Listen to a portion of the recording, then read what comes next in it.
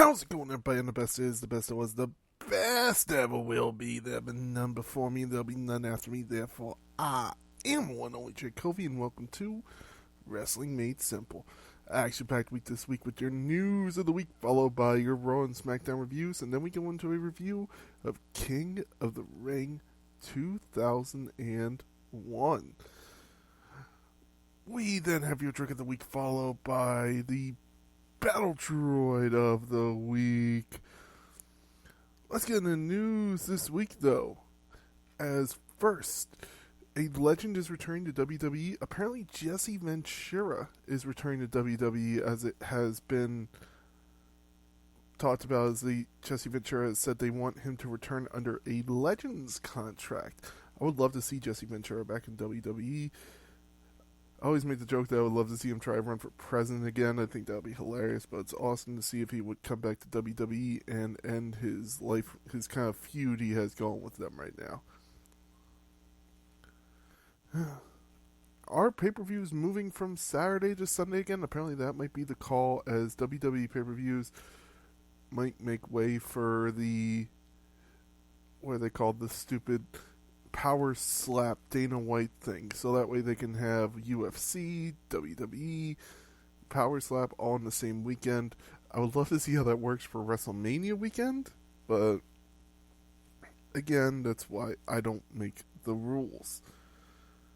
And Ronda Rousey has actually said something good about WWE this week, as she has given credit to Stephanie McMahon.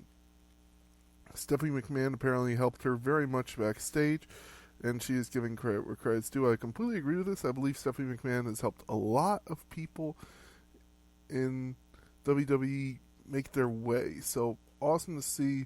Really, really cool to actually see her give WWE credit for some stuff. Let's go on to SmackDown, as the post-Backlash episode kicked off with General Manager Nick Aldis welcoming the undisputed WWE Champion Cody Rhodes, talking about defending his title at Backlash and then shifting to King and Queen of the Ring. Logan Paul came out and unveiled himself as the new challenger for the WWE Undisputed title, and it will be title for title at King of the Ring. I would love to see this champion versus champion. This is going to be fun. I feel like if Cody Rhodes wins this, he will not hold on to the United States Championship title long. I feel like they will do a kind of Seth Rollins-esque title thing where he held the WWE title and the United States Championship for like a pay-per-view and then lost it back to John Cena. I don't feel like he'll lose it back to Logan Paul. I feel like he will lose it to someone else while defending his WWE Championship successfully. We then get Nia Jax versus Naomi in a Queen of the Ring tournament. Nia Jax would pick up the win over Naomi in her SmackDown debut. Carmelo Hayes would then beat Baron Corbin to advance in the King of the Ring tournament as well. This would be a whole King and Queen of the Ring episode this week, which I really liked. They're really focusing on this. You would then have Jade Cargill pick up the win over Piper Niven, and Bianca Belair pick up the win over Candice LeRae to advance in the tournament. So it looks like we might have teammate versus teammate here very soon.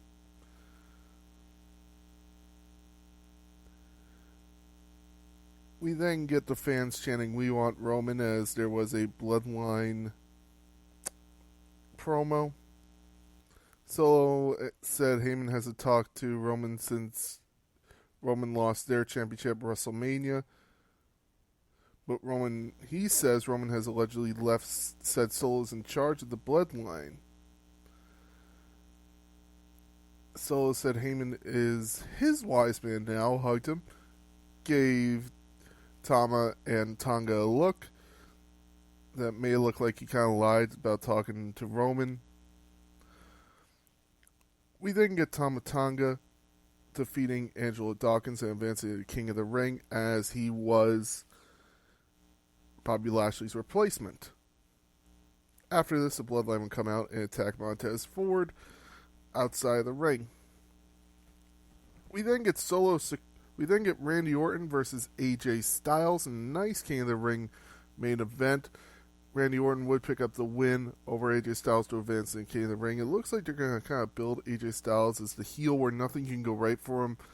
This is why I actually see him being the one to take the title, not the Undisputed title, the United States title off of Cody Rhodes. Because there's no way they're going to put the title on Logan Paul. If they put the title on Logan Paul, we should all just quit watching wrestling and just go make our own wrestling promotion with blackjack and hookers. Anyway, fun SmackDown. I actually really do like the combination of Paul and Rhodes. I know people are upset with it, but I thought it was actually a good call. We then get Io Sky and Shayna Baszler on Raw in a nice little women's match. I wish they gave it a little more time. Io Sky would pick up the win over Shayna Baszler. We then get Chad Gable and called Max Dupree, Taylor Not So Swift. Lane Garcia returned to WWE TV and hugged Samantha Irving and announced the next match of Gunther versus Kofi Kingston. It was going to be a squash match, there was no question. Gunther would pick up the win over Kofi Kingston to move on to King of the Ring. We get Becky Lynch punching Liv Morgan in the backstage segment. Okay, it was nothing to write home about. Bronson Reed defeated Akira Tozawa. Braun Breaker is upset that he is not in the King of the Ring, and at least he should be. Agree with that. Lyra Valkyria and Zoe Starks would have a good match, but Lyra Valkyria would pick up the win. It really goes to show they're focusing on NXT superstars, which will be different in the main event. Anyway. Intercontinental Champion Sami Zayn would then defeat Otis in a match. After the match, Chad Gable would yell at Otis for losing to Sami. Sami ran back in the ring and took out Gable. Otis tried to help Gable, but Chad was so upset, he just slapped Otis.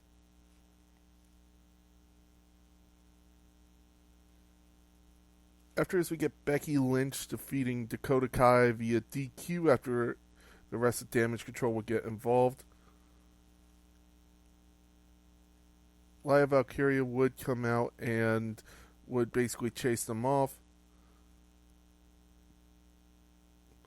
After this, Liv Morgan would come in from behind and toss Becky into a ring post. So they're continuing this feud. I don't know why. I'm just not liking this. We then get Judgment Day. Finn Balor and JD McDonough defeating New Catch Republic, Authors of Pain, and the Creepers in a fatal four-way match to determine the number one contender. I like this pairing, but you have a feeling it was more made for Dominic and JD, with Finn maybe going for the IC title. That's what I always thought should happen. Judgment Day would become number one contenders thanks to Carlito's help, and it looks like Carlito might become a full-fledged member of the Judgment Day very soon. We then get Jey Uso versus Ilja Dragunov in a very nice main event. It was a hard fought match. Jey Uso would come out in the end, and Gunther would come out as they face off next week in the semifinals of the King of the Ring. These two shows had great up and downs, but the matches were definitely on hand for this week. I really enjoyed every match that was on hand that happened this week.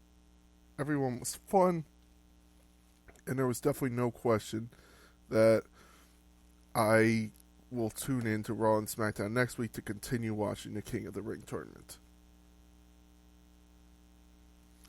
And now, everybody, let's move on to a pay-per-view that is actually very well liked.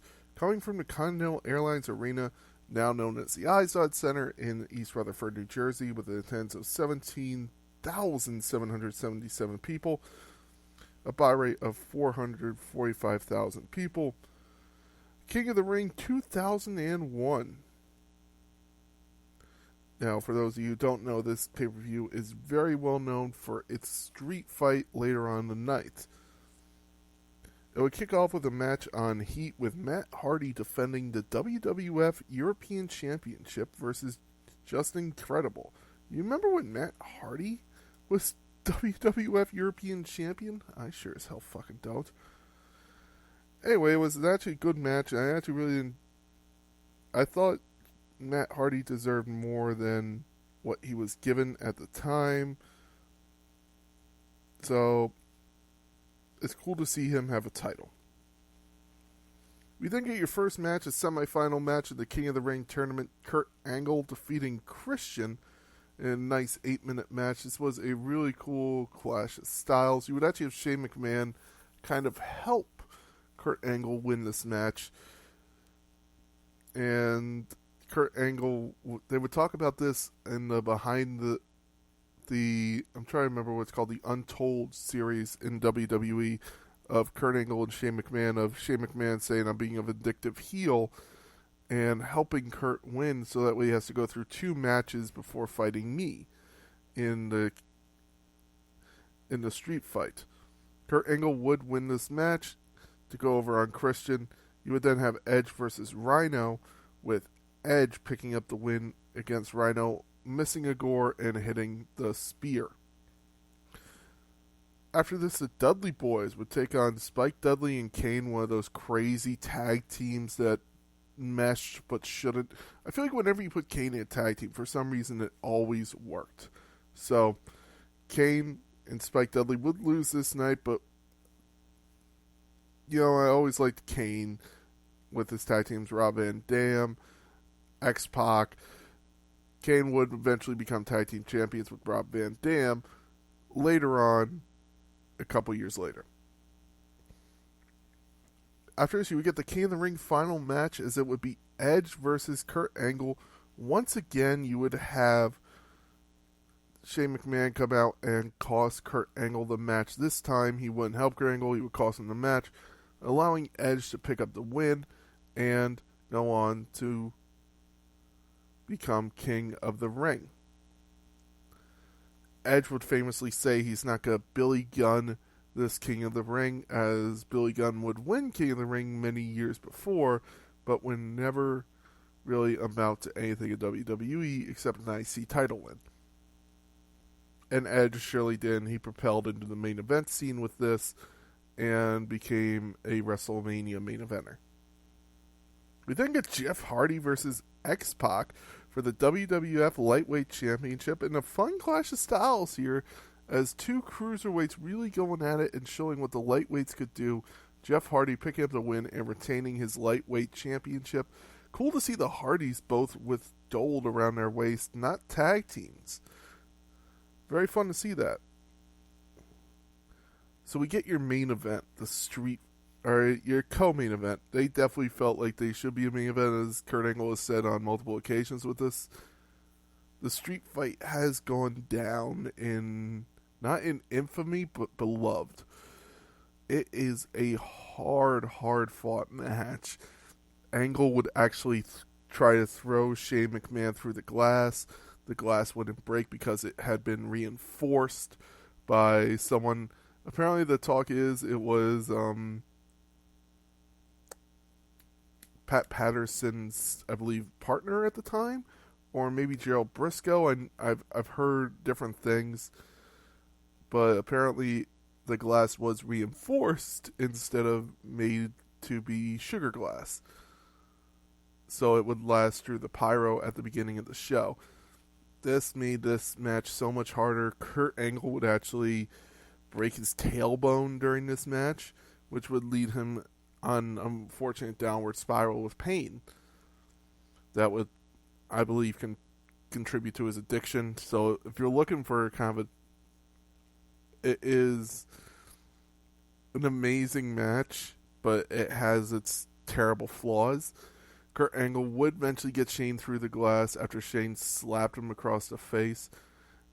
And you would have I believe it was Earl Hebner was the referee.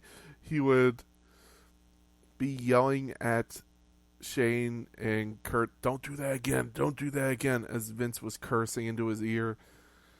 And they would try to throw him through the glass again, and Shane McMahon would land right on his head. Finally, Kurt just went, screw it, instead of suplexing him, just threw him through the glass. And then you would have Kurt Angle and him get on a board on the top rope. Kurt would deliver the Angle Slam. 1, 2, 3. Kurt Angle finally beat Shane McMahon in the street fight. It was bloody, it was battered, it was bruised, but damn, was it good.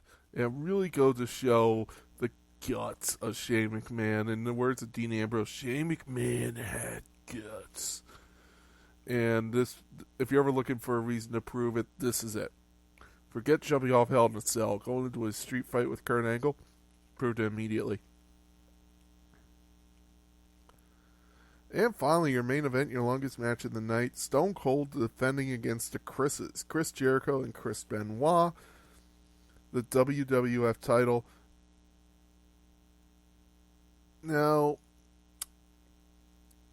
he was still kind of a heel, but he wasn't Stone Cold at the time. It was after WrestleMania 17. It would be a good match. I'm not going to go too much into it, because I try not to review much of this guy's career, but you would have Stone Cold pick up the win over the Chris's in a 27-minute main event. Where is that? I forgot to write that in my notes. You would actually never get... They would try to have a Undertaker and DDP match on this show, but it would actually end up never happening for some reason. At least it's not in my notes. I don't remember this match. Give me 1 second. Undertaker, DDP, King of the Ring 2001.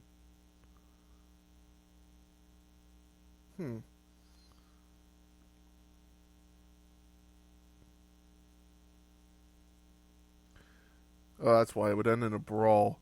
It wouldn't be a no contest.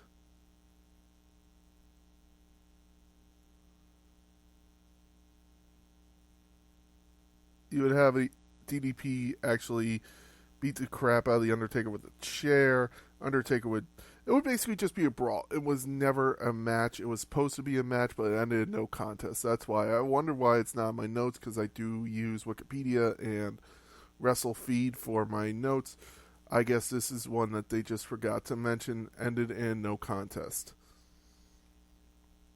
Anyway, if I had the grade, it's awesome to see this show because it's truly Attitude Era, in your face. Let's just fight. We're wrestlers in a wrestling ring. Let's fucking wrestle, And it's a great show. If I had to grade it, this gets the A grade. There's not a bad match on this show. So this gets an A+ grade. Even the DDP stalking thing, which everybody says sucked, DDP was still playing a great, great character here. He was still being awesome as DDP. It was still cool to see him in WWE. So shout out to DDP here. And The Undertaker, of course, my favorite wrestler of all time. And Kurt Angle and Shane McMahon, that should have been the main event. Awesome match. Great show. If you're looking for a King of the Ring to get you excited for this year, please go watch this King of the Ring. It is definitely up there with one of the greats. Next week, I know exactly which one I'll be reviewing, as I will be reviewing Mick Foley and Undertaker, Hell in a Cell. That's the next one. I got no question. That is my next review. I could use a drink. How about a king cake cocktail? Sticking with the king theme here. 1 ounce vanilla vodka, 1 ounce cake vodka, 1 ounce Irish cream, a splash of Goldschlager, half an ounce of half and half, and some sugar. You're going to rim the martini with glass with purple, yellow, and green sugar and set that aside. You're going to combine your vanilla vodka, your cake vodka, your Irish cream, your Goldschlager, and your half and half into an ice-filled shaker. Shake well. Strain your ingredients into your glass and enjoy. Please drink responsibly. Do not drink and drive. Do not drink if you're under 21 in the United States, and do not overconsume on alcohol. And now, everybody, it is time for the Battle Droid of the Week. The Battle Droid of the Week is the Injury Bug. It seems the Injury Bug has gone rampant through WWE, taking out people like Zelina Vega, Asuka, Drew McIntyre, CM Punk, Seth Rollins, Rhea Ripley, Dominic Mysterio, Bobby Lashley, and even more. Big E, Eric. There's even more that I even probably forgot to mention. So, someone needs to squash this bug. This bug needs to go away. So, because of that Injury Bug, you are the Battle Droid of the Week. Congratulations. Uh-oh. As I said, next week I'll be back with my review of The Undertaker versus Mick Foley inside Hell in a Cell and the rest of that pay-per-view. But let's be fair, that pay-per-view is just known for one thing. Thank you very much for listening. I've been the Big Guy. This has been Wrestling Made Simple. I'll see you guys next week. Enjoy wrestling this week. And don't forget to watch the Ring of Fire boxing match between Tyson Fury and Usyk. If I had to make my guess, I'm going with Tyson Fury. Even though all my friends say Usyk is going to win, I don't disagree. I just love Fury so much. So I want to go Fury.